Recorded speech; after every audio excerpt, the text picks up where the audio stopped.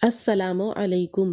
प्यारे दोस्तों, आज की इस वीडियो में हम क्रिसमस ट्री के बारे में बात करेंगे कि आखिर क्रिसमस ट्री क्या है, इसकी शुरुआत कब से हुई और क्रिसमस ट्री की मजहबे ईसाइयत में क्या अहमियत है। क्रिसमस के मौके पर दुनिया भर में गिरजाघर और दिगर इमारतें क्रिसमस ट्री से सज जाती हैं।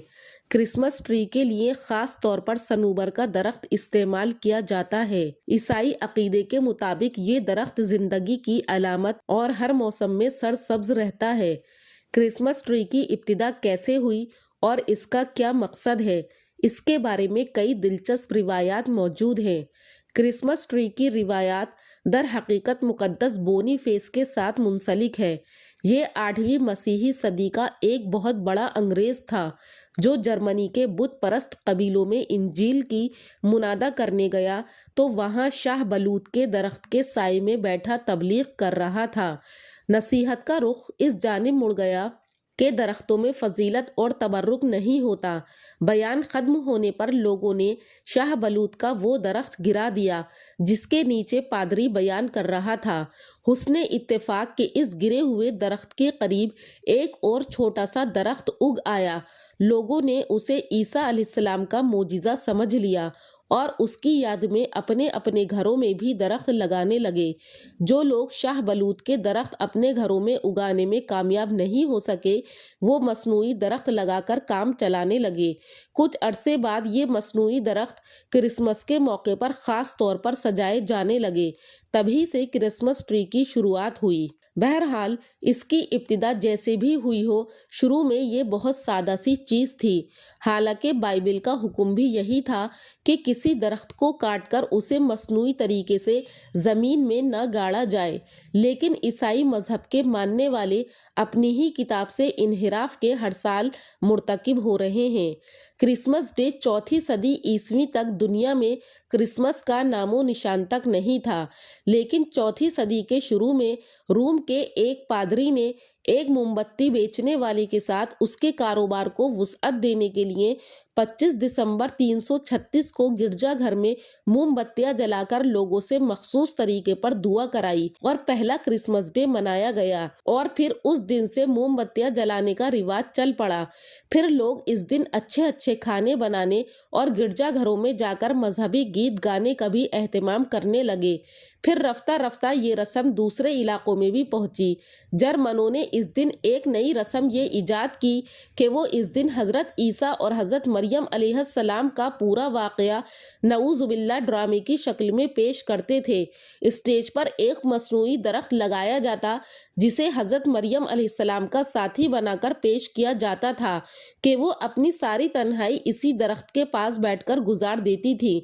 तो यूं क्रिसमस ट्री वजूद में आया और उसके साथ क्रिसमस कार्डों की भी इजाद हुई और क्रिसमस ट्री बनाकर इसमें बल्ब और छोटी लाइटें नस्ब की जाने लगी और क्रिसमस कार्ड तिजारती कंपनियों के लिए एक नफाबख्श कारोबार की हैसियत इख्तियार कर गए।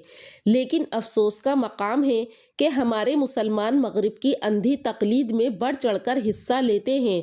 मुसलमानों के लिए क्रिसमस डे मनाना और उसमें दोस्तों अहबाब को कार्ड भिजवाना कभी और नाजायज़ है। क्रिसमस ट्री एरोकेरिया का पौधा है। इसका असल वतन यूरोप है और ये सर्द माहौल में फलता फूलता है।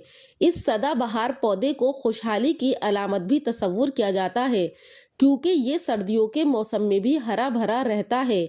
इसका आगाज जर्मनी से हुआ, बाद में ये रस्म यूरोप के दिगर मुल्कों में भी इख्तियार कर ली गई। बताया कि क्रिसमस ट्री एक रिवायत है और हर साल क्रिसमस के मौके पर इस दरख्त को सजाया जाता है और लोग तकरीबन एक हफ्ता पहले ही इसकी तैयारी शुरू कर देते हैं। इस ट्री के पसे मंजर पर रोशनी डालते हुए बताया कि मशहूर रिवायत ये है कि सदियों पहले जर्मनी में बोनीफेस नामी एक राहिब इंग्लैंड से रवाना होकर जर्मनी चले गए, जहां वो एक जंगल से गुजर रहे थे कि उन्हें कुछ कबायली लोग नजर आए जो एक मजहबी रस्म अदा कर रहे थे। राहिब ने देखा कि ये कबायली हर मर्तबा एक बच्चे को ज़िबह करते हैं और उसका खून करीब एक पुराने दरख्त में डाल देते हैं। वो लोग समझते थे कि इस अमल से उनकी जिंदगियों में बरकत आ जाएगी। जब राहिब ने ये देखा तो उन्होंने कबीले के लोगों को मना कर दिया کہ وہ قبائلی اس وقت تو مان گئے لیکن اگلے دن دوبارہ وہی رسم ادا کرنے لگے، جس پر راہب نے ان لوگوں کو بتایا کہ اس رسم کو ختم کرنے کے لیے اس درخت کو کاٹنا ہوگا۔ جب درخت کاٹا گیا تو اس کے تنے کے نیچے سے ایک چھوٹی سی ٹہنی نمودار ہو گئی، جس کے بارے میں کہا جاتا ہے کہ وہ صنوبر کا پودا تھا۔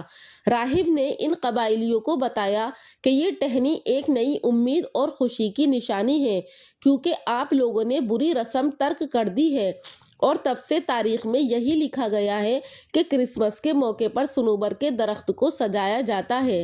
کرسمس ٹری کے بارے میں ایک اور روایت موجود ہے کہ جرمنی کے ایک جنگل میں فارسٹر اپنے خاندان کے ساتھ اپنے کاٹیج میں موجود تھے۔ چونکہ سردی تھی لہٰذا انہوں نے خود کو گرم کرنے کے لیے آگ لگا رکھی تھی۔ اچانک دروازے پر کسی نے دستک دی۔ جب فارسٹر نے دروازہ کھولا تو وہاں ایک غریب بچہ اکیلا سردی میں کانپ رہا تھا۔ ان کے گھر والوں نے بچے کو کھانا کھلایا اور اسے سونے کے لیے جگہ بھی دی۔